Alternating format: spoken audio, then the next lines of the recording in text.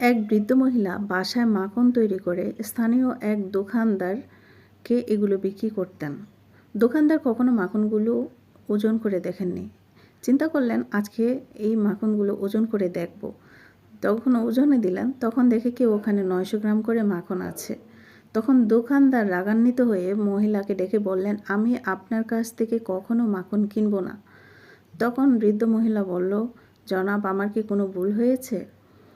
তখন দোকানদার রাগান্বিত হয়ে বললেন, আপনি আমাকে প্রতিবার 900 গ্রাম করে মাখন দিয়েছেন আর বলেছেন 1 কেজি করে দিয়েছেন, আপনার লজ্জা হওয়া উচিত। তখন বৃদ্ধ মহিলা বলল, জনাব, আপনার মতো মাপার যন্ত্র আমার ঘরে নেই। আমি আপনার কাছ থেকেই 1 কেজি চিনি নিয়ে গিয়েছিলাম, আর সেটার ওজন দিয়েই কিন্তু আমি মাখনটা ওজন দিয়ে থাকি। তখন দোকানদার লজ্জিত হলেন। দেখেন, আপনি যেরকম বীজ বপন করবেন সেরকমই কিন্তু আপনি ফলগুলো পাবেন।